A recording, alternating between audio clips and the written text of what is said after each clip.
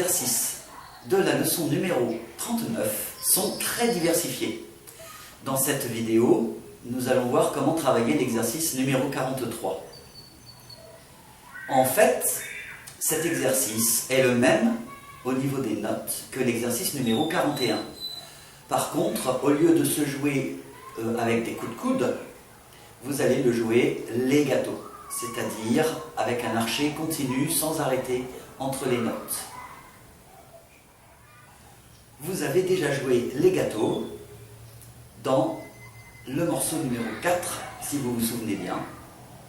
Et donc, si vous voulez vous rappeler de la façon, de la technique dont vous devez jouer legato, vous pouvez vous référer très facilement au cours numéro 35 et à la vidéo qui va avec. Comme vous avez déjà travaillé l'exercice numéro 41, dont les notes sont les mêmes que l'exercice que vous avez à travailler maintenant, il va vous être certainement plus facile de jouer dès le départ à un tempo assez rapide.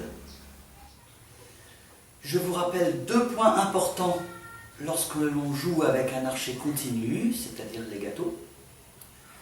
Le premier, faites très attention à bien jouer tout l'archet à chaque fois, du talon à la pointe et de la pointe au talon, et en particulier, ne vous arrêtez pas un petit peu avant le talon, sous prétexte que vous n'aimez pas trop le talon.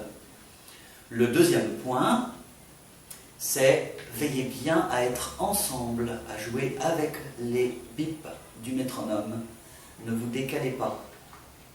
Vous aurez peut-être tendance à vous décaler légèrement, en particulier à accélérer légèrement si vous raccourcissez l'archet sans vous en rendre compte.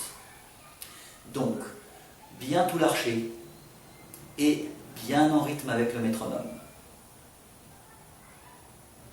Je vous rappelle que lorsqu'on joue legato, la vitesse d'archet est dépendante de la longueur d'archet et aussi de la vitesse de jeu. Donc le tempo, la longueur d'archet et la vitesse d'archet sont interdépendants complètement. Ce sont trois éléments très importants et qui doivent être constants et stables. Il y a une chose à laquelle vous devez faire particulièrement attention dans cet exercice numéro 43.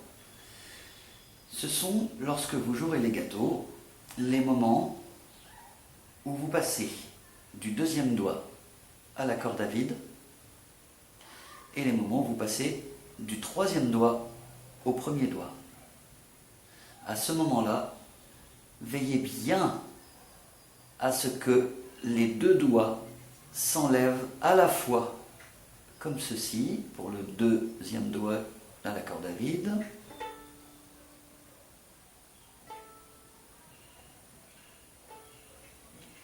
Si vous avez un léger décalage et que vous enlevez d'abord le deuxième doigt très légèrement, même très très légèrement, avant le premier doigt, comme ceci, je le fais lentement, mais même en étant plus rapide, vous entendrez une différence lorsque vous jouerez.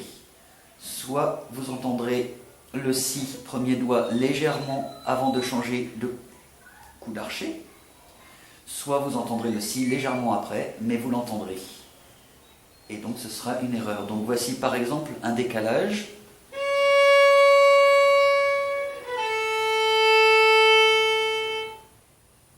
Maintenant, fait d'une manière convenable.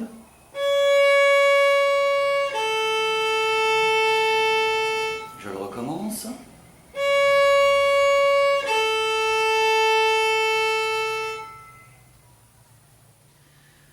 Pour passer du troisième au premier doigt, ce sera la même chose. Vous devez absolument enlever le troisième et deuxième doigt à la fois pour entendre directement le premier doigt sans entendre le do dièse intermédiaire. Voici le passage du troisième doigt au premier doigt avec une erreur.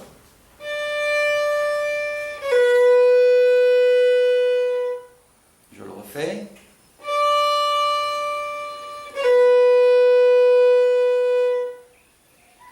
Si je fais la même erreur mais en l'enlevant avant le coup d'archet,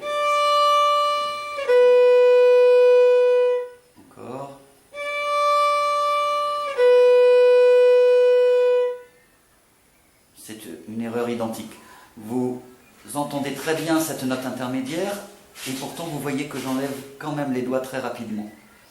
Maintenant, convenablement.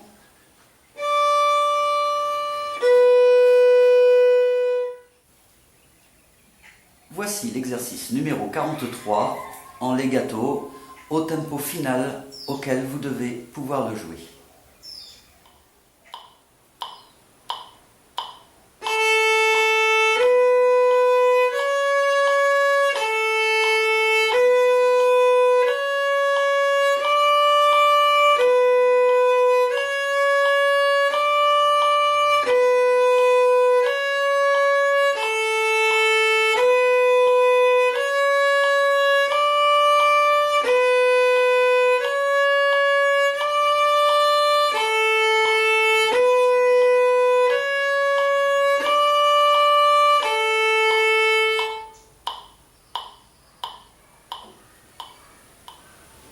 Bon travail!